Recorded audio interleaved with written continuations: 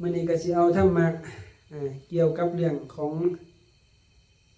ปฏิจจสมุปบาทมากล่าวสู่ฟังนะซึ่งแต่ละคนก็สิพากันจำได้บ่ทุกคนเนาะนะจำได้เบิดเดียวบ่ได้ยังบ่ได้อยู่ลืมไปแล้วบ่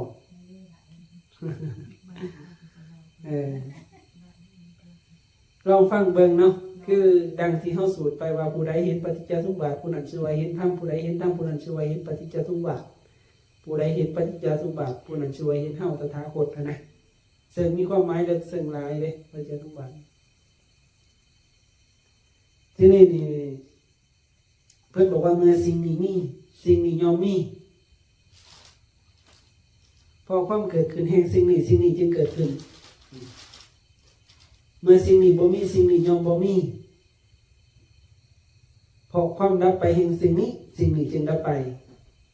เห็นไหมบางคนก็อาจจะยังบ่ทันได้เข้าใจเนาะเข้าใจอยู่บ่ว่าจังสิบ่เข้าใจเนาะไม่ยังสิ่งนี้ฮะซึ่งโดยรวมแล้วก็บอกถึงความมีแล้วก็ความบ่มี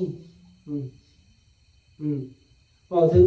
เมื่อสิ่งนี้มีบอกถึงสิ่งที่เกิดแล้วก็สิ่งที่บ่เกิดคันบอกอีกแบบนึงก็ได้นะที่นี่เมื่อสิ่งนี้มีสิ่งนี้จึงมีคือหยังเนาะที่เปรียบเทียบให้เห็นง่ายๆบอกถึงสมมุติกับวิมุตติคำสมมุติเนี่ยเพิ่นเรียกว่าสังคตะเกิดปรากฏแม่นบ่เกิดปรากฏ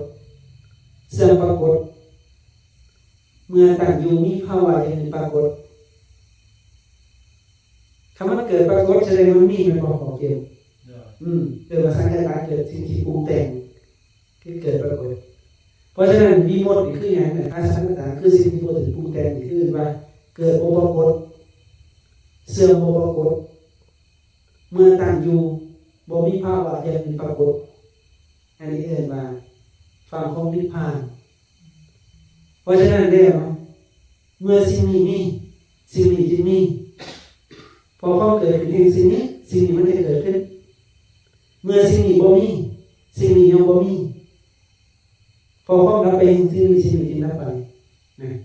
เพราะฉะนั้นถ้าว่ามันบ่มีมันจะเสื่อมได้บ่คันมันบ่มีบ่เสื่อมบ่ล่ะบ่เสื่อมจะมีภาวะอย่างปรากฏบ่บ่มีบ่ปรากฏเนาะเพราะว่ามันบ่เกิดเหมือนกับนิพพานถ้าว่านิพพานสูญบ่นะนิพพานสูญบ่ใครว่านิพพานสูญโอ้ปะเกิดบ่ปรากฏเสื่อมบ่ปรากฏ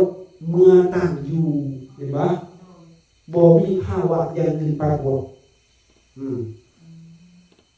คันมันตั้งอยู่แสดงว่ามีอยู่แต่ว่าหรือมันบ่มีนะที่นี่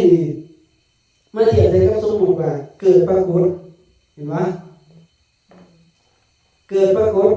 เสื่อมปรากฏเมื่อตั้งอยู่มีภาวะอย่างอื่นปรากฏเฮานี่แง่บ่นี่เห็นบ่เกิดปรากฏเสื่อมปรากฏบ่เด้นี่เสื่อมปรากฏเห็นบ่แค่น้อยอายุ30 40 50ก็เฮ็ดไปเรื่อยได้นี่นะนิ้วต้องเย็นไปเรื่อยเนาะเกิดปรากฏเสื่อมปรากฏเมื่อตั้งอยู่มีภาวะอย่างอื่นปรากฏหยังปรากฏให้เจ้าเห็นแน่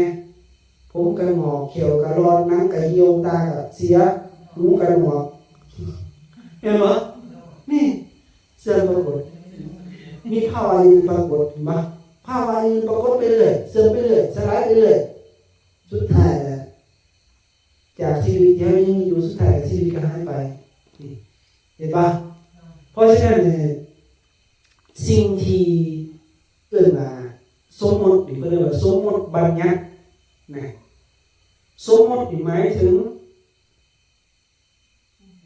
มาสิ่งที่มันมีขึ้นมาเขาจึงสามารถที่จะไปสมมติมันได้เห็นปะสมมติเราบอกพุทธเห็นปะแต่ก่อนเราไม่ได้มีสื่อเลยเราเกิดขึ้นมา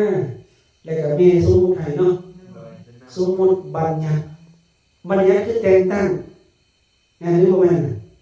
นสมมุติให้มันซื่อๆได้ดีบัญญัติสมมุติบัญญัติโลกเฮานี่เพิ่นสมมุติบัญญัติเฮาจะสมมุติบัญญัติสิ่งใดๆก็ตามภายใต้การเกิดภายใต้การมีขึ้นมาแม่นหรือบ่แม่นน่ะคันบ่มีขึ้นมาสิสมมุติมันได้บ่ได้เห็นบ่เพราะฉะนั้นแล้วเนาะสิ่งใดที่มีขึ้นมาปุ๊บจะตกคำว่าอนิจจังแม่นบ่เสื่อมอนิจจังเลยจะได้ต่อไปไหมทุกขังทุกขังมันยังต่อไปอนัตตาเห็นไหมนี่เพราะฉะนั้นมันเกิดภายใต้การปรากฏอนิจจังมีภายใต้การปรากฏภายใต้การเกิดประสันซักทุกขังในภายใต้ความเสื่อมอนัตตาภายใต้การเป็นกฎของมันโบนี่นะที่จะไปบังคับบัญชาไม่ได้นะเพื่อว่าคืออนัตตาโบเป็นเฮาโบเป็นตัวเฮาเพราะว่าเฮาบ่สามารถที่จะไปบังคับมันได้พอเข้าใจเนาะเข้าใจบ่นี่ที่นี่เพิ่นบอกว่าเปรียบให้เฮาเห็นนะเพิ่นบอกว่าดูก่อนภิกษุทั้งหลายเมื่อทั้งหลายมีอยู่การจับและการวางก็ปรากฏแม่ได้บ่แม่นคันมีมือมีอยู่ในการจับการวางปรากฏบ่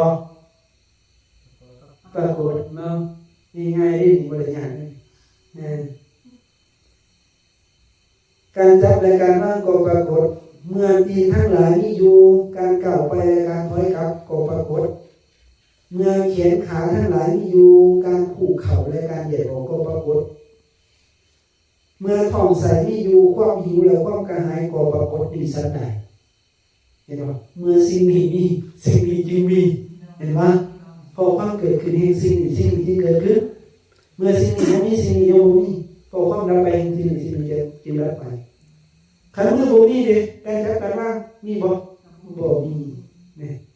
ขันตีนทั้งหลายบ่มีการก้าวไปถอยกลับมีบ่มีขันแขนขาบ่มีการคู่เข่าเหยียดออกมีบ่มีเห็นบ่ล่ะขันท้องใส่บ่มีความหิวกระหายมีบ่มีเห็นบ่เนี่ยเมื่อเหตุมันบ่มีเลย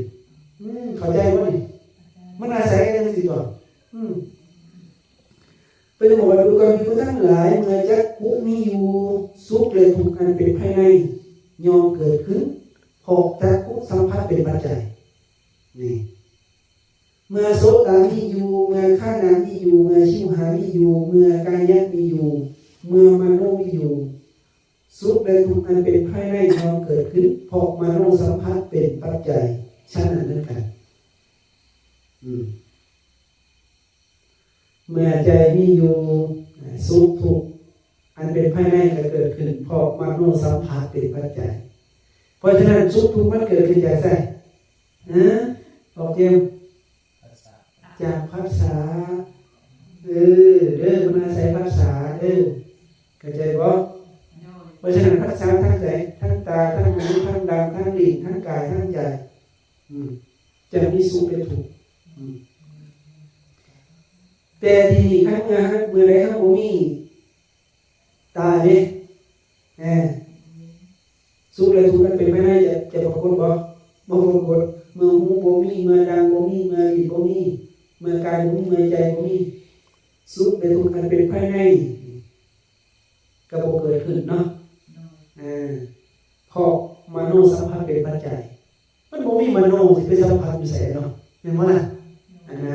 สุขและทุกข์มันสิเกิดมาจากไสเพราะฉะนั้นมันจะบอกว่าภิกษุทั้งหลายเวทนา3อย่างนี้เกิดจากผัสสะมีผัสสะเป็นมูลมีผัสสะเป็นเหตุมีผัสสะเป็นปัจจัย3อย่างเราใด3อย่างคือสุขเวทนาทุกขเวทนาอทุกขมสุขเวทนาภิกษุทั้งหลายเพราะอาศัยผัสสะอันเป็นที่ตั้งแห่งสุขเวทนาสุขเวทนายอมเกิดขึ้นเพราะความดับแห่งผัสสะอันเป็นที่ตั้งแห่งสุขเวทนาสุขเวทนาอันเกิดขึ้นเพราะอาศัยผัสสะอัน เป็นที่ตั้งแห่งสุขเวทนานั้นย่อมดับไปย่อมระงับไปภิกษุทั้งหลายเพราะอาศัยภัสสะอันเป็นที่ตั้งแห่งทุกขเวทนาทุกขเวทนาย่อมเกิดขึ้นเพราะความดับแห่งภัสสะอันเป็นที่ตั้งแห่งทุกขเวทนานั้นทุกขเวทนาอันเกิดขึ้นเพราะอาศัยภัสสะอันเป็นที่ตั้งแห่งทุกขเวทนานั้นย่อมดับไปย่อมระงับไป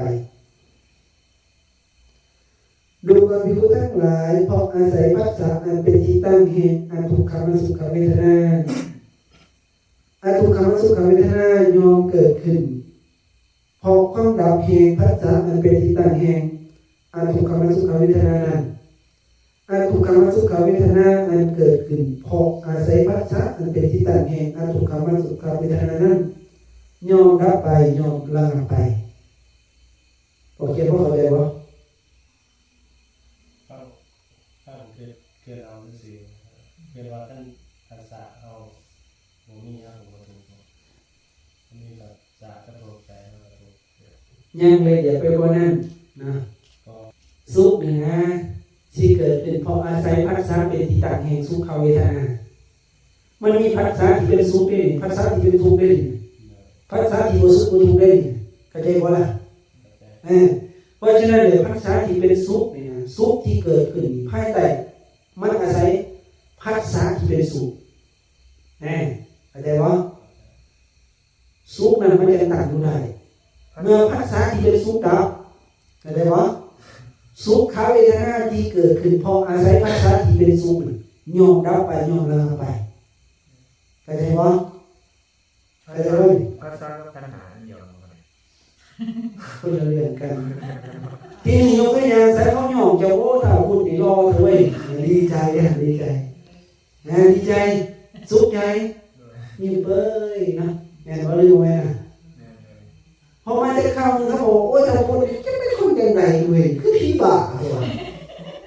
เป็นอะไรบ้างเครียดได้บ่หายได้เครียดได้ภาษาที่เป็นทุกข์เกิดขึ้นแล้วเนี่ยภาษาที่เป็นสุขวิญญาณเนี่ยกำลังหลงไหลน่ะความสุขอันนั้นมันหายไปแล้วพอภาษาอะไรปุ๊บเนี่ยเปลี่ยนปั๊บเนี่ยอันนี้ภาษาที่เป็นทุกข์เนี่ยมันเกิดขึ้นเพราะอาศัยภาษาที่เป็นทุกข์นี่เมื่อภาษาอันนี้ดับเหตุของมันดับปุ๊บทุกข์มันไม่ได้ดับตามเข้าใจบ่นี่นะลักษณะเพราะฉะนั้นมันบอกว่าสุขสิ่งใดเป็นก็เพราะอาศัยเหตุของภาษาที่เป็นสุขทุกข์สิ่งใดเป็นก็เพราะอาศัยเหตุภาษาที่เป็นทุกข์อทุกขมสุขะที่เกิดขึ้นก็เพราะอาศัยเหตุภาษาที่เป็นอทุกขมสุขะแต่เมื่อไรเหตุที่เราดับปุ๊บสิ่งที่ตามมาจากภาษานั้นไม่ได้รับตามจะสงบไปแล้วไปนะเพื่อนก็เปรียบด้วยกันครับว่าที่คุณทั้งหลายเปรียบเหมือนไม้สีไฟสองอันสีกันก็เกิดความร้อนเกิดไฟ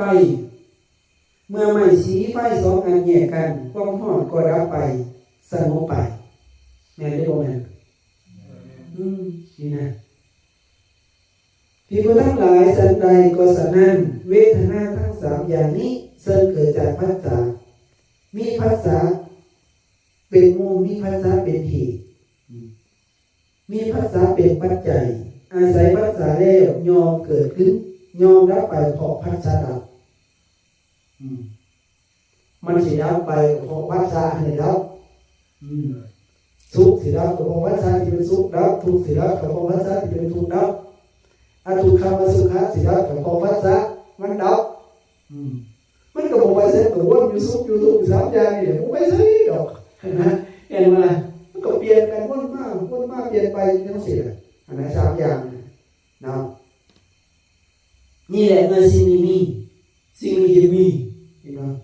พอความเกิดขึ้นสิ่งนี้สิ่งนี้ได้เกิดขึ้นเมื่อสิ่งนี้บ่มีสิ่งนี้ยังบ่มีพอความดับไปสิ่งนี้จึงดับไปเห็นไหมและที่นี่เพื่อนก็บอกว่าดูก่อนภิกษุทั้งหลายก็ปฏิจจสมุปบาทเป็นเท่าไหร่ให้ได้ยินแต่ว่าปฏิจจสมุปบาทนั้นเป็นอะไรเนาะเพื่อนบอกว่าดูก่อนภิกษุทั้งหลายเพราะชาติเป็นปัจจัยสลามรณะย่อมมีเพราะชาติเป็นเหตุ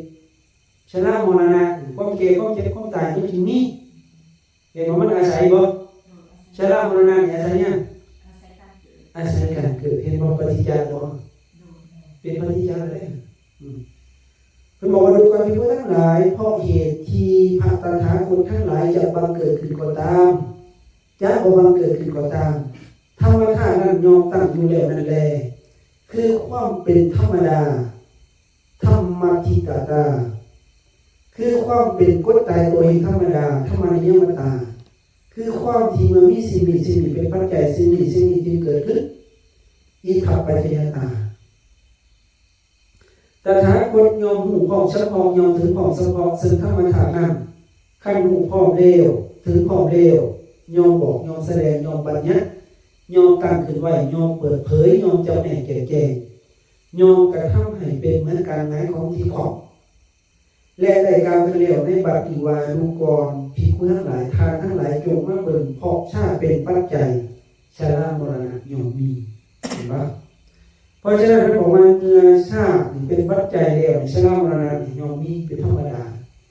บ่ได้เกี่ยวกับพระพุทธเจ้าสิเกิดหรือบ่เกิดก็ตามถ้ามันมีเหตุมีปัจจัยไม่ได้เป็นจังซี่แหละเมื่อใดมีการเกิดความแก่ความเจ็บความตายมันก็จะมีเป็นธรรมดาของมันจังซั่นนะเข้าใจบ่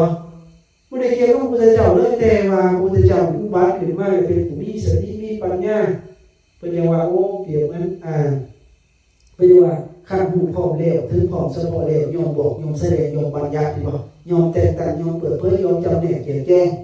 ยอมกระทำให้เป็นเหมือนการงานของที่ของเห็นบ่เรียกรายการเพิ่นเลยในบัดนี้ว่าท่านทั้งหลายจงมาเบิ่งเพราะชาติเป็นปัจจัยชรามรณะย่อมมีนี่เนาะพอเข้าใจเนาะ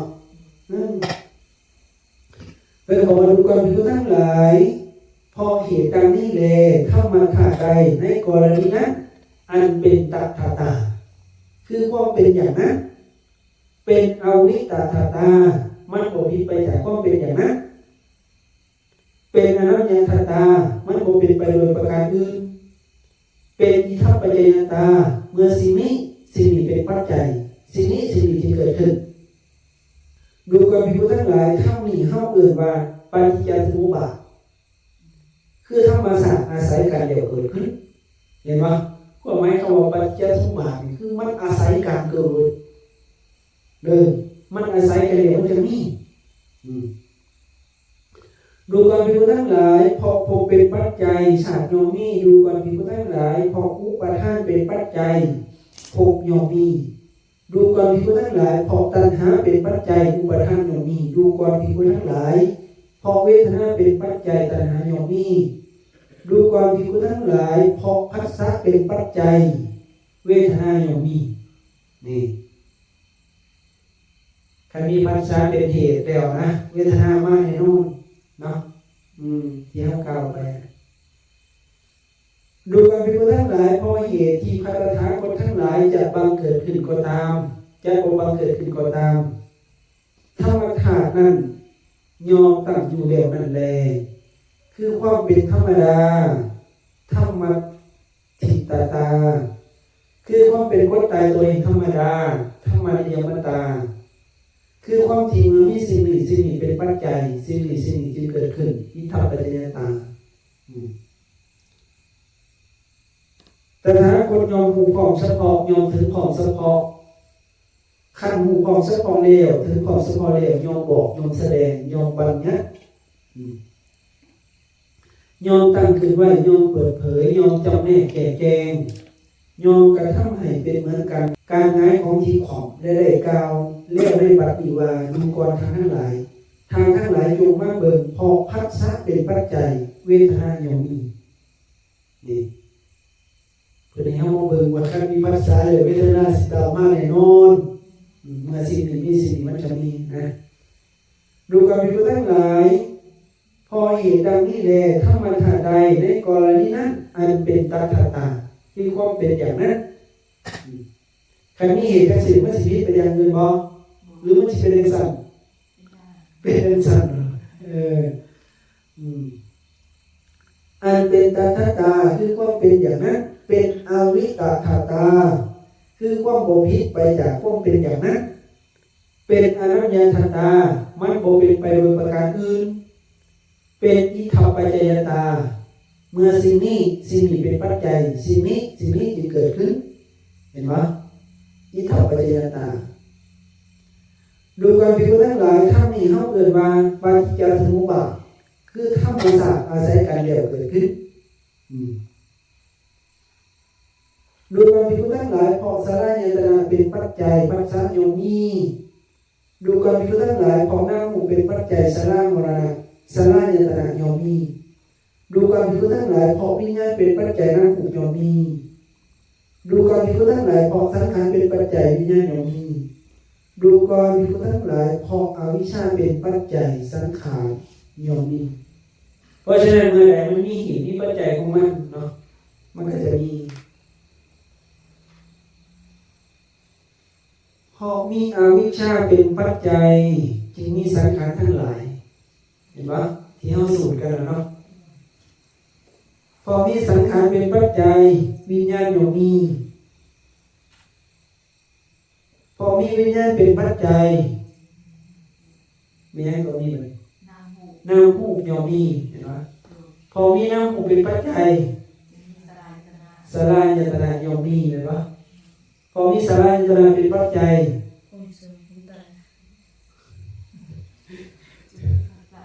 ภาษาที่มีภาษาเห็นไหม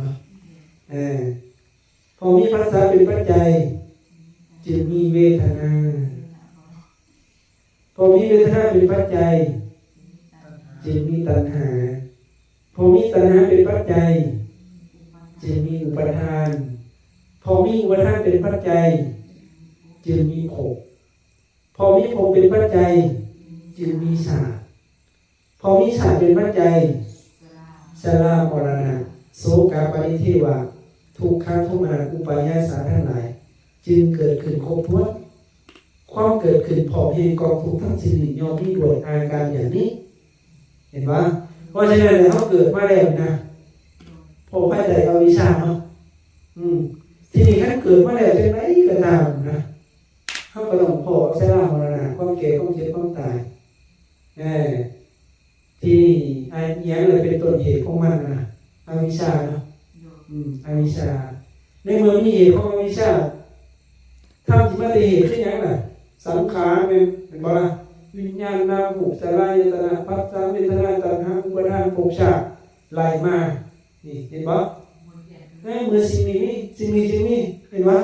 พอความเกิดขึ้นสิ่งนี้เกิดขึ้นนี่ที่นี่มันบอกว่าสายดับอย่างนี้พอความจางค่ายดับไปโดยบริเวณแห่งอวิชชานั่นแหละจึงมีความดับแห่งสังขารพอมีความดับแห่งสังขารจึงมีความดับแห่งวิญญาณพอมีความดับแห่งวิญญาณจึงมีความดับแห่งนามรูปพอมีความดับแห่งนามรูปจึงมีความดับแห่งสลายตนะพอมีความดับแห่งสลายตนะจึงมีความดับแห่งผัสสะ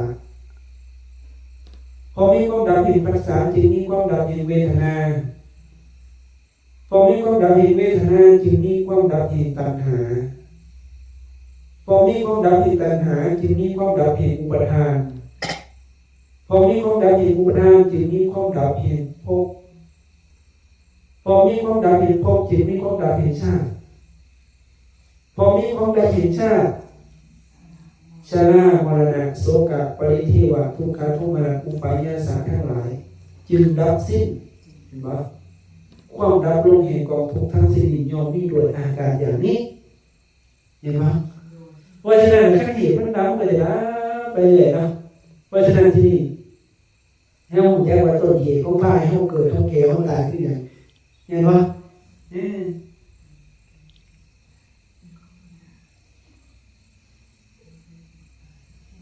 ที่นี่เข้ามาทีไรมาเดี๋ยวเข้ามาสาวตามลำดับที่เป็นปฏิจจสมุปบาทเนาะที่อาศัยกันเกิดตามลำดับนะว่าถ้ามาที่อาศัยกันเกิดนี่นะอาศัยกันแล้วการเกิดขึ้นนี่มันอาศัยกันนี่นะขณะวิชามันก็มีอวิชชามีเหตุทุกข์มันก็สังขารเกิดมาตามอะไรตามอวิชชาเห็นไหมขณะวิญญาณมันเกิดมันตามสังขารนี่เห็นไหมเพราะผมนี่เพราะมันคือสังขารวิญญาณมันจะมีนะมันน้ำโมกเลยนะเป็นโตนี่นะมันเกิดอาศัยวิญญาณเห็นบ่ล่ะใครบอกมีวิญญาณน้ำโมกจะมีได้บ่บ่ได้พอ ราะอาหารกายของเรามันอาศัยสองอย่างวิญญาณกับน้ำมูกถ้ามีแต่วิญญาณบ่มีน้ำมูกก็บ่ได้ถ้ามีแต่น้ำมูกบ่มีวิญญาณก็บ่ได้นะอย่างเช่นผู้เจ้าเราเรื่องเด็กน้อยที่ไปเกิดนะถ้าวิญญาณเก่าลงในขั้นแห่งมารดาแล้วจะสลายลงเสียแล้วน้ำมูกสิเจริญเติบโตได้บ่ที่ตั้งในขั้นนั้นได้บ่ได้สลายไปถ้าว่าวิญญาณเขาไปตั้งในขั้นแล้วเป็นไส้ก็ตามเป็นหญิงก็ตามสลายออกนี่นะวิญญาณน้ำมูกนั้นสิเจริญของงามไผบุญได้บ่ได้เพราะฉะนั้นเฮาใหญ่เฮามีชีวิตอยู่จังซี่ก็เพราะอาศัยวิญญาณกับน้ำมูกเห็นป่ะมันต่างกันได้นี่คือมันอาศัยกันคำนี้น้ำมูกได้เฮ็ดอะไรสลายสถานที่บ่ล่ะตาหูดังเลยโคบได้บ่เนาะเห็นป่ะโคบเลยเห็นป่ะคำนี้ตาหูดังนี่ก็ได้แล้วปราศจากในบ่อยากมีภาษาปากเฮาบ่ได้อีกเห็นบ่ล่ะเห็นป่ะคำนี้ภาษาปราศจากเลยเพราะว่าข้างนอกบ่ต้องการอย่างนี้เวทนา3อย่างนี่ปรากฏมันก็บ่ได้อีกเห็นป่ะคำนี้เวทนาหรือปราศจากเลยเพราะข้างนอกบ่อยากมีตัณหามันก็บ่ได้เนาะเป็นบ่ล่ะบ่อยากมีความอยากอีหยังนะไอ้กุ้ยเอ้ยข้างนอกเฮ็ดหยังข้างนอกก็เฉยๆได้บ่นะมันบ่มีเลยนะคันมีตัณหาแล้วว่าขนาดบ่อยากมีบ่นำบ่อยากยึดบ่อยากถือรองขึ้นบนใจตัวเองยึดจังแน่ล่ะมีหยังก็ยึดเพราะอันนั้นเห็นบ่ล่ะนี่เห็นบ่ในเมื่อมีบ่นำแล้วเฮ็ดได้พบดีว่านี่พบคิดแล้วคิดอีกคิดแล้วคิดอีกตั้งแล้วตั้งอีกแม่นบ่ในอารมณ์นั่นน่ะเห็นว่านี่พบคันพบได้เฮ็ดได้บ่ไม่มันก็มีบอลเกิดได้บ้างเนาะเห็นปะมีบอลตักในใจตอนนี้มันยังเกิดดับเพราะท่านตายแต่เมื่อตายปุ๊บนี่นะเขายังไม่ตั้งขึ้นมานะนรกได้บ้างหรือสวรรค์ก็แล้วแต่เพราะอย่าลืมผู้เจ้าสอนไว้ว่าเมื่อบุคคลคิดถึงสิ่งใดลำลึกถึงสิ่งใดมีจิตฝังลงไปในสิ่งใดสิ่งนั้นย่อมเป็นที่ตั้งของวิญญาณเห็นปะเมื่ออารมณ์มีอยู่ความตั้งขึ้นเฉพาะวิญญาณอย่างนี้เมื่อวิญญาณนั้นตั้งขึ้นเฉพาะแล้วจะเริ่มมองน้ำแล้วความบังเกิดขึ้นแห่งภพใหม่ต่อไปอย่างนี้เมื่อความบังเกิดขึ้น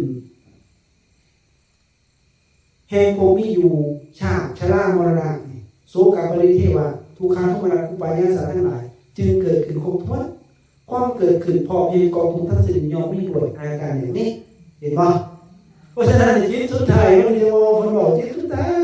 ยแล้วว่ามีเพราะฉะนั้นตอนนี้เขาไม่มาทำตามก็เลยเกิดดับคิดเรื่องนี้ดับคิดเรื่องนี้เกิดดับคิดเรื่องนี้เกิดดับอยู่ทั้งสิ้นเมื่อไร้กายแตกสลายปุ๊บแสดงว่าได้อัตภาพใหม่ทันทีเลยเนี่ยเข้าใจว่าล่ะได้อัตภาพใหม่ถ้าไปเกิดเป็นม้ากับนั้นแล้วม้าไปเกิดเป็นคนกับเป็นคนเนาะเห็นบ่นี่นะเพราะฉะนั้นจะไว้ให้รักษาใจบ่ให้เป็นหามีภพมีชาติก็ยังอยู่กับปัจจุบันอยู่กับกายอยู่กับว่าอารมณ์กรรมฐานมันว่าเนาะคือปัจจุบันเลยอยู่ในฐานว่าสติเนาะอยู่ในสติปัจจุบันนะเพราะฉะนั้นเนาะให้เฮารู้ไว้ว่าถ้าเฮายังมีเหตุของความเกิดอยู่เฮาก็จะได้เกิดทีนี้คันเจ้ามีเหตุของอกุศลเจ้าจะไปหาอบายนี่บาดนี่นะเข้าใจบ่ล่ะเพราะฉะนั้นเมื่อสิ่งนี้อย่าลืมได้เหตุนี่นะเขาจะสาเหตุอบายจะลดอบายเนี่ยที่นี่อกุศลกับกุศลตัวไหนมันหลายกว่ากันเดี๋ยวเบิ่งที่เหตุเจ้าที่บาปแต่ละมือคิดมันไปหาเรื่องได้หลายกว่าหมู่นี่นะเห็นบ่ล่ะนี่เมื่อสิ่งนี้มันเป็นนี่นะเพราะฉะนั้นไปบอกให้พัฒนาว่าอย่าพยายามมีมีภาษาที่มันบ่ดีหลายให้มีภาษาดีๆเนี่ยได้เห็นสิ่งที่ดีได้ยินสิ่งที่ดีได้ฟังสิ่งที่ดีได้สัมผัสสิ่งที่ดีอยู่กับคนที่ดีนะแม่นบ่นะมันก็จะมีภาษาดีๆเข้ามาเป็นกุศลนะที่นี่เฮาฮู้แล้วว่าต้นเหตุของความเกิดคือหยังล่ะบอกเจียมอวิชชาบ่ต้นเหตุของความเกิดทั้งเบิดทั้งมวลคืออวิชชาคือความรู้ได้เพราะฉะนั้นพระเจ้าเพิ่นบอกว่าภิกขุทั้งหลายเฮาบ่ได้เห็นนิวรณ์อื่นแม้นอย่างหนึ่งซึ่งเมื่อมูสัตว์ถือนิวรณ์หุ่มห่อแล้วยอมแล่นไปท่องเที่ยวไปตลอดการยืดยาวนาน เหมือนอย่างนิวรณ์คืออวิชชานี่เลยมันหุ่มห่อเลยนิวรณ์คืออวิชชามันหุ่มห่อเลยโคตรเลยเห็นว่าบอกเจียวก็บอกว่าพิคุทั้งหลายเพราะมูสัตผู้ถือนิวรณ์คืออวิชชาหุ่มห่อเลวยอมเล่นไปท่องเที่ยวไปตลอดการอยู่ยาวนานทำอื่นเหม็นอย่างหนึ่งซึ่งเป็นเหตุให้มูสัตถือทำนั่นหุ่มห่อเลวต้องท่องเที่ยวไปตลอดการอยู่ยาวนานเหมือนมูสัตถือโมหะหุ่มห่อเลวบ่มีเลยอริยสาวกเราใดละโมหะเลวทำลายกองแห่งความมืดได้เลวอริยสาวกเหล่านั้นโยมบ่ท่องเที่ยวไปอีกเพราะอวิชชาอันเป็นต้นเหตุโยมบ่มีแก่อริยสาวกเหล่านั้นเพราะฉะนั้นแล้วเราถือความหลงคืออวิชชาเนาะความโมโหแจ้งแท่งตลอดไม่เฉยๆทำเอาจากท้องเที่ยวเกิดจากภพนี้ไปภพนั้นที่คนเฮามันเอาอาวุโสมันก็จากอวิชชาแล้วเนาะเห็นว่าแหละมันบ่เห็นโทษนะมันบ่เห็นโทษมันบ่มีปัญญาหูแจ้งแท่งตลอดไม่เฉยๆทำเพราะฉะนั้นได้บอกว่าภิกษุทั้งหลายเงื่อนต้นแห่งอวิชชาบ่ปรากฏก่อนจะมีอวิชชาบ่ได้มีอวิชชาเพิ่งมีในภายหลังเพราะเหตุนั้นเฮาจึงกล่าวคำนี้อย่างนี้ว่าก็เมื่อเป็นเช่นนั้นอวิชชาโยมปรากฏเพราะมีขอดีเป็นปัจจัยยังเลยเป็นเหตุให้มันนะภิกษุทั้งหลายเฮาโยมกล่าวอวิชชาว่ามีอาหารบ่ได้กล่าวว่าบ่มีอาหารก็อันใดเป็นอาหารของอวิชชาควรจะกล่าวว่านิวรณ์ห้านะเนี่ยได้บ่แม่นน่ะพวกเฮานี่หั่นอยู่ได้ก็บ่หยังนี่อาหารคือกันเนาะคันบ่มีอาหารตายบ่ตายแม้นิวรณ์เฮาก็กล่าวว่ามีอาหารบ่ได้กล่าวว่าบ่มีอาหารก็อันใดเป็นอาหารของนิวรณ์ควรจะกล่าวว่าทุจริตทั้งสามกายทุจริตวจีทุจริตมโนทุจริตแม้ทุจริตทั้งสามเฮาก็กล่าวว่ามีอาหารบ่ได้กล่าวว่าบ่มีอาหารก็อันใดเป็นอาหารของทุจริตทั้งสามควรจะกล่าวว่าเป็นหยังการผสมรวมอินทรีย์เห็นบ่อาหารของทุจริตสามเป็นหยังการบ่สำรวมอินทรีย์การบ่สำรวมอินทรีย์นะแม้การบ่สำรวมอินทรีย์เฮาก็กล่าวว่ามีอาหารบ่ได้กล่าวว่าบ่มีอาหารก็อันใดเป็นอาหารของการบ่สำรวมอินทรีย์ควรจะกล่าวว่าการบ่มีสติสัมปชัญญะการบ่มีสติสัมปชัญญะแม้ความบ่มีสติและสัมปชัญญะเฮาก็กล่าวว่ามีอาหารบ่ได้กล่าวว่าบ่มีอาหารก็อันใดเป็นอาหารของความบ่มีสติและสัมปชัญญะควรจะกล่าวว่าบ่ได้รู้การบ่ได้โยนิโสมนสิการบ่ได้ทำให้ใจละเอียดคายนะเลยเป็นเหตุให้เฮานี่บ่มีสติสัมปชัญญะแม้การทำไว้ในใจโดยบ่เหยียบคายเฮาก็กล่าวว่ามีอาหารบ่ได้กล่าวว่าบ่มีอาหารก็อันใดเป็นอาหารของการบ่ได้ทำไว้ในใจโดยเหยียบคายควรจะกล่าวว่าความบ่มีศรัทธาความบ่มีศรัทธานี่เป็นเหตุให้เฮานี่บ่โยนิโสมนสิการแม้ความบ่มีศรัทธาเฮาก็กล่าวว่ามีอาหารบ่ได้กล่าวว่าบ่มีอาหารก็อันใดเป็นอาหารของความบ่มีศรัทธาเอาดูบ่ได้รู้แม่การบ่ได้ฟังสัทธรรมการบ่ได้ฟังสัทธรรมเป็นเหตุให้บ่มีศรัทธาแม้การบ่ได้ฟังสัทธรรมเฮาก็กล่าวว่ามีอาหารบ่ได้กล่าวว่าบ่มีอาหารก็อันใดเป็นอาหารของการบ่ได้ฟังสัทธรรมควรจะกล่าวว่าการบ่คบสัพพบุรุษเห็นว่าการบ่คบคนดีเพ ก็บอกว่าการบ่ครบสัพพบุรุษที่บริบูรณ์ยอมยั้งการบ่ได้ฟังสัทธรรมให้บริบูรณ์การบ่ได้ฟังสัทธรรมที่บริบูรณ์ยอมยั้งความบ่มีศรัทธาให้บริบูรณ์ความบ่มีศรัทธาที่บริบูรณ์ยอมยั้งการบ่โยนิโสมนสิการให้บริบูรณ์การบ่โยนิโสมนสิการที่บริบูรณ์ยอมยั้งความบ่มีสติสัมปชัญญะให้บริบูรณ์ความบ่มีสติสัมปชัญญะที่บริบูรณ์ยอมยั้งการบ่สำรวมอินทรีย์ให้บริบูรณ์ความบ่สำรวมอินทรีย์ที่บริบูรณ์ยอมยั้งทุจริต3ให้บริบูรณ์ทุจริต3ที่บริบูรณ์ยอมยั้งนิวรณ์ให้บริบูรณ์นิวรณ์ที่บริบูรณ์ยอมยั้งอวิชชาให้บริบูรณ์บ่นิวรณ์ที่บริบูรณ์ยอมยั้งอวิชชาให้บริบูรณ์อวิชชามีอาหารอย่างนี้บริบูรณ์แล้วอย่างนี้แน่ไปดูประมาณเดียวมันฝนตกลงมาจากภูเขาสอบเขาลองทานยังห่วยน้องคลองบึงไปจนหอดไปหนาวหน่อยหนาวใหญ่จนหอดมหาสมุทรเห็นบ่นี่ด้วยกันเพราะฉะนั้นจุดเริ่มต้นของญาติโยมเฮาบ่ไปก็แล้วแต่เนาะมันเริ่มจากการโขกก่อนเฮาสิฮู้ว่าโอ้อวิชชานี่เป็นตัวเหตุเห็นบ่เฮาสิเริ่มจากไสสิไปกำจัดอวิชชาโอเคสิไปเริ่มจากไสล่ะสิไปกำจัดอวิชชาบ่แม่นว่าเฮาฮู้โอ้ยตัวเหตุของเฮานี่คืออวิชชามาให้เกิดสิไปฆ่าอวิชชาโลดมันแม่นบ่ล่ะ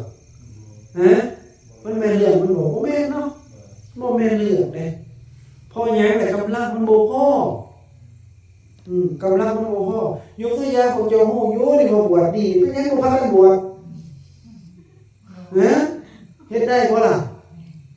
ข้าน้อยฆ่ามันว่าฆ่าลูกฆ่าหลานฆ่าโอ้ยมีแต่ฆ่าบ่ได้ข้าน้อยเฮ็ดบ่ได้แม่แม่นอยู่บ่แม่นน่ะเพราะฉะนั้นเราต้องเบิ่งลำดับเด้เบิ่งลำดับการเหตุการฆ่ากิเลสเบิ่งลำดับว่าลำดับสัมเฮาควรเฮ็ดอยู่ในลำดับใดควรยืนอยู่ในจุดใดเนาะบ่แม่นโอ้ยข้าน้อยโสดาบันแล้วโสดาบันแล้วเบิ่งภูมิธรรมได้มั้ยล่ะไปอยู่ในระดับใดภูมิธรรมตัวเองลำดับตัวเองเท่าใดมีแต่พยากรณ์ตัวเองตลอดแต่เอาแค่วัดของธรรมไปวัดใส่ไปประเมินสถานการณ์ไปเห็นบ่เห็นบ่หรือบ่แม่นเพราะฉะนั้นเนี่ยเฮาอยากรู้เลยว่าต้นเหตุของความเกิดทั้งหลายแดนเกิดมาจากตัวอวิชชานะเนาะเพราะฉะนั้นเดี๋ยวผมให้ไปขาตัวอวิชชาหลุดกับฮู้อยู่มันก็แม่นไผสิบ่อยากขาแต่มันเฮ็ดบ่ได้ถึงขนาดนั้นได้เดียวนี้เนาะมันบ่แม่นว่าสิไปขายังไงได้อวิชชาว่าซั่นสิได้เบิดอยู่แล้วเห็นบ่ล่ะต้นเหตุพี่โยมคือบอกลำดับไว้เด้ว่าได้ลำดับจังได๋1เบื้องต้นเฮาต้องคบคนดีเข้าไว้กัลยาณมิตรนะเพิ่นบอกว่าผู้เจ้าเพิ่นได้ตรัสกับพระอานนท์ได้ว่าพระอานนท์ว่าอุ้ยกัลยาณมิตรนี่นะมิตรดีสหายดีเป็นเครื่องมือของพรหมจรรย์ผู้เจ้าอานนท์เยซูกล่าวจังซั่นความเป็นผู้มีมิตรดีสหายดีเป็นพรหมจรรย์ทั้งเบิดทั้งสิ้นทีเดียวคนนั้นเพราะเหตุเพราะว่าเขาสิมาเจริญอริยมรรคมีองค์8ให้บริบูรณ์เห็นบ่เพราะฉะนั้นมิตรดีสหายดีเป็นหยังคือต้องคือเฮาสิบ่พากันมีจะว่าพากันโกงกูกันเนี่ยจะสิพากันแตกแยกกันคันไปตัวคนเดียวตายขอร้อเห็นบ่พากันโกงกันเนี่ยนะความมีมิตรดีสหายดีเพื่อนดีบุคคลผู้แวดล้อมดีเป็นพรหมจรรย์ก็เข้าใจบ่เป็นพรหมจรรย์ในที่นี่นี่เบื้องต้นถ้าไม่มีดีซ้อมมาแบบนี้จะไหนการคบสัพพบุรุษเนาะการคบสัพพบุรุษคบคนดีเนี่ยคบหูหมู่นั่นแหละว่าไงซะในเมื่อเขาคบได้เห็นอะไรเขาจะฟังสักธรรมนะการได้ฟังสักธรรมแต่ก็เป็นเหตุให้เขาได้มาศึกษาธรรมเหมือนกับมาฟังธรรมมื้อนี้ตัวอย่างซะเนาะเปรียบเทียบได้เฮ ฟังแล้วเฮาพิจารณาเนาะมีเหตุมีผลถ้ามาที่แสดงไปบ่แม่นคำไผก็บ่ได้เด้เราเมื่อสิ่งนี้มีสิ่งนี้ที่มีความเกิดขึ้นแห่งสิ่งนี้สิ่งนี้ที่เกิดขึ้นแม่นบ่ล่ะมันมาจากเหตุบ่ล่ะอันนี้แท้มันมาลอยๆมันมาที่เหตุนะมันมาที่เหตุบ่ล่ะซึ่งมันเป็นสัจธรรมบ่เป็นความจริงบ่ฮะนี่ผู้ใดไปขัดขานมันได้บ่นี่ฮะบ่มีผู้ใดไปขัดขานได้จักคนมันตรงมันถูกเป็นสัจจะเป็นความจริงที่บ่มีผู้ใดไปเปลี่ยนมันได้นะเพราะฉะนั้นนี่เฮาได้ฟังโอ้เกิดเข้าใจเกิดความเข้าใจเกิดศรัทธานะแม่นบ่บอกเกี่ยวเกิดศรัทธาได้ไสศรัทธาได้ธรรมะพระพุทธเจ้านี่แล้วมันเป็นศรัทธาในผู้ใดเดียวนะเนาะศรัทธาในธรรมะคำสั่งสอนศรัทธาในพระพุทธเจ้านี่นะเพราะฉะนั้นแล้วจังว่าเฮาฟังธรรมได้มาซึ่งศรัทธาได้มาซึ่งศรัทธาแล้วโอ้ได้ความเข้าใจเอาไปโยนิโส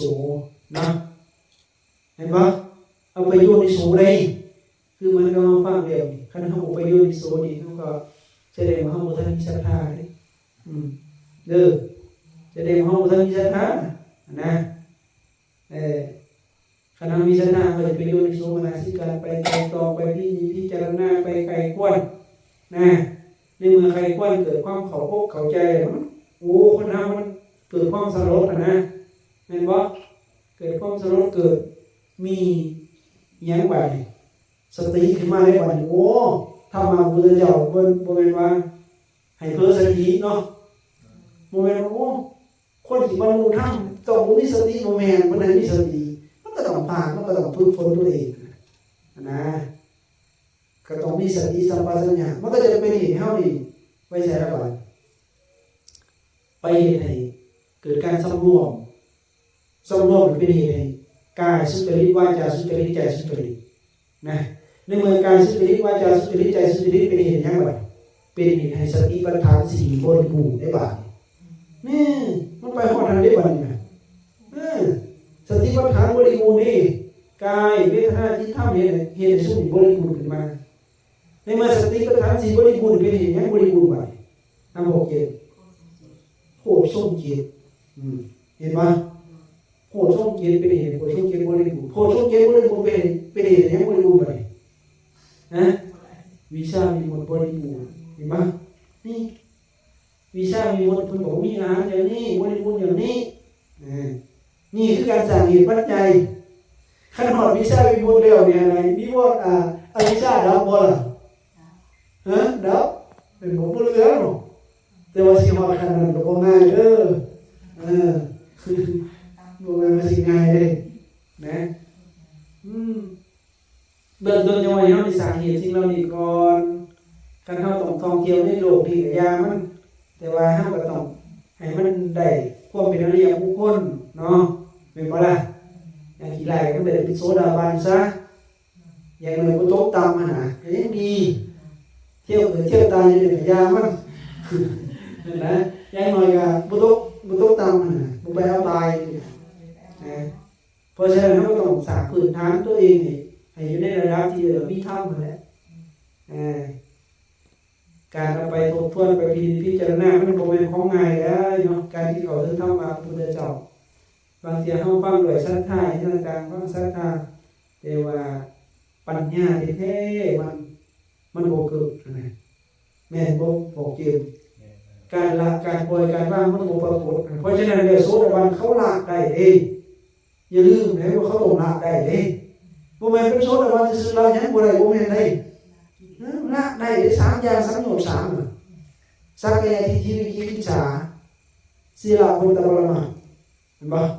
สังโยชน์3นี่เขาต้องละเด้ต้องไปเบิ่งสังโยชน์ตัวเองนำเด้ขนาดเป็นโสดาบันแล้ว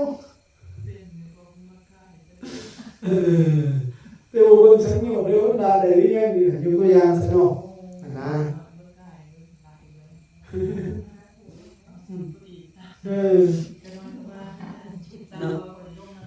นั่นแหละ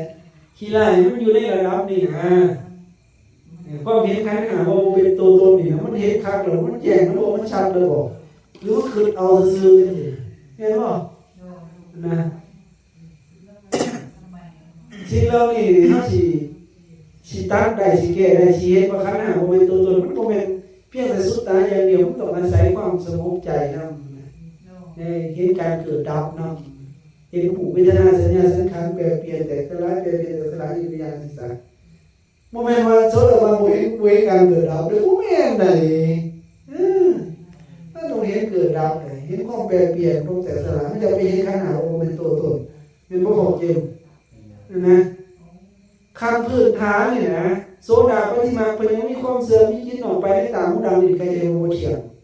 เขาน้อมใจไปเสื่อแท้ๆเห็นแท้ๆธรรมานุสารีทนต่อการผิดโดยปัญญาอันนี้ของคนได้และตัวโสดาบันแท้ๆมันก็จะบอกว่าเป็นผู้เอิ้นว่าเป็นผู้มีความเสื่อในธรรม6อย่างนะเห็นบ่เพราะฉะนั้นแล้วลักษณะมันก็ต้องผ่านเบิดให้เข้าใจไว้ว่ายกตัวอย่างหลายคนบางอย่างก็จะโอ้ยขนาดเขาใจท่านนี่นะเดี๋ยวสิยกตัวอย่างเด้อท่านกับสัทธาอุปถัมภ์ประสงค์นี่ขนาดโสดาบันแล้วบ่ว่าแต่อันนึงขนาดบ่ได้แต่ขนาดได้ซ้ำนี่ว่าเป็นโสดาบันมันบ่แม่นเด้อโยมเด้อมันบ่แม่นให้เข้าใจว่าพระเตสิเกียรติให้ฟังว่าเพียงเหมือนเจ้าเข้าไปอยู่ในบ้านนึงคันบ้านนึงมันมีทางหลายทางเข้าเห็นบ่บอกเจมแต่ว่าเมื่อใดเจ้าไปอยู่ในบ้านนั้นเจ้าเขียนทางออกทุกทางเลยแต่ว่าเวลาเจ้าเข้ามาเขามาทางทิศเหนือทิศใต้ก็ได้นะมันก็เข้าฮอดบ้านมันคือกันแต่พอไปฮอดจุดนั้นจะสามารถที่จะเห็นมุมมองทุกอย่างบ่หมายถึงว่าขนาดเป็นโซดาบันแต่ขนาดยังบ่ทันมีศีลอย่างตัวอย่างซะเห็นบ่ขนาดเป็นโซดาบันแต่ขนาดยังกี่ทีอยู่มันก็บ่ได้เนาะโซดาบันนี่บ่ทันเห็นความบ่เที่ยงนี่นะโซดาบันนี่บ่ทันได้สังโยชน์3ได้มันเป็นไปได้บ่จริงมันบ่ได้อันนั้นมันเป็นไปบ่ได้นะเพราะฉะนั้นดีๆให้เฮาพิจารณาเบิ่งอย่าสิไปตัวเองเด้ออย่าสิไปหลอกลวงตัวเองยอมใจตัวเองบ่ตายก็ท่องคำถึงมันเก่งนะทำไมของเท่นะ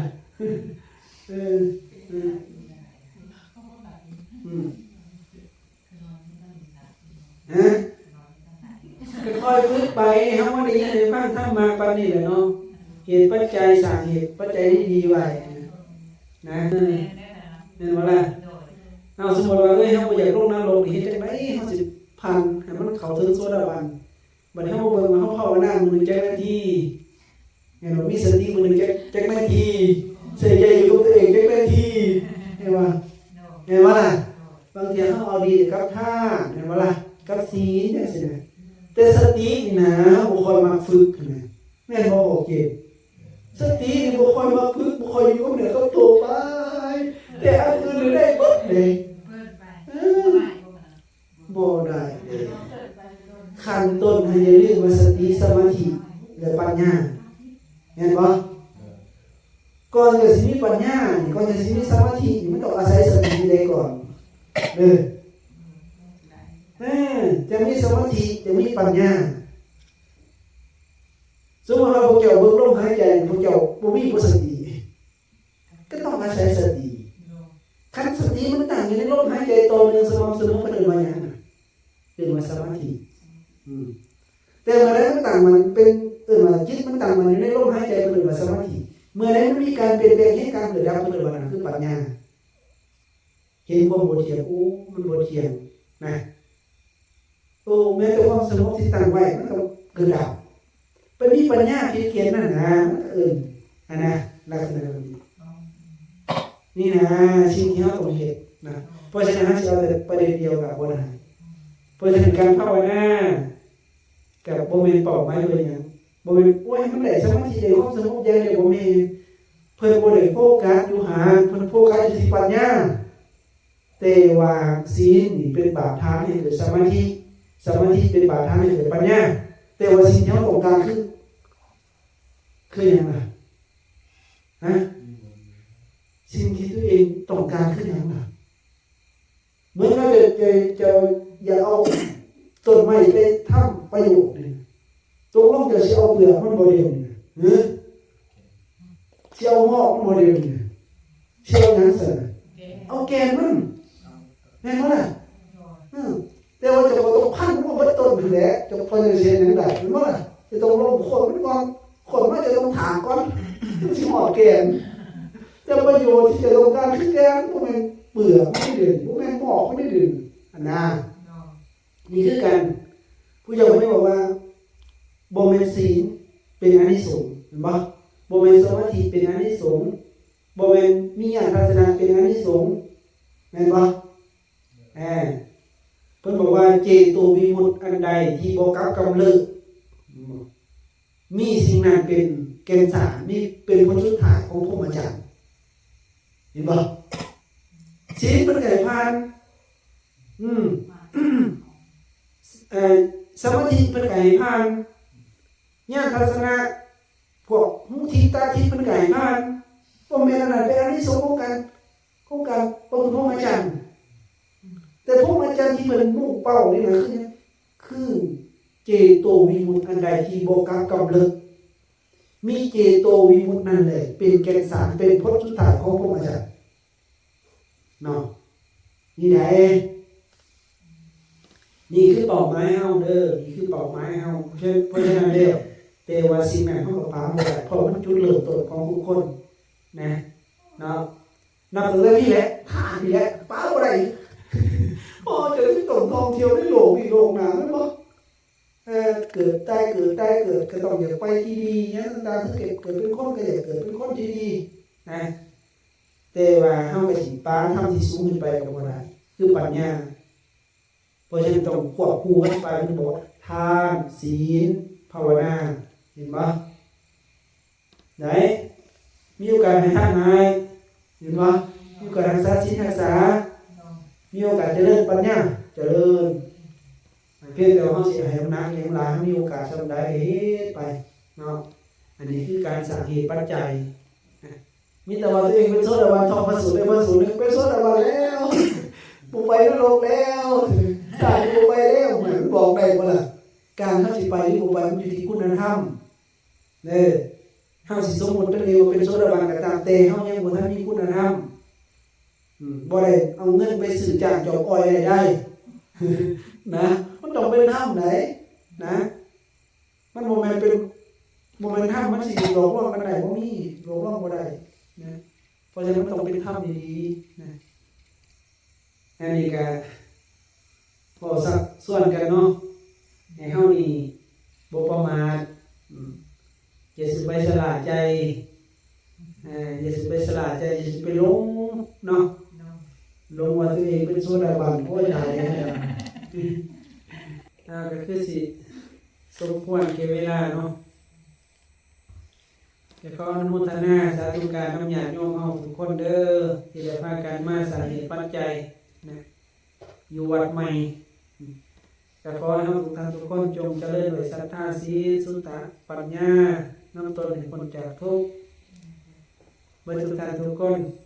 ทุกตนด้วยเถิด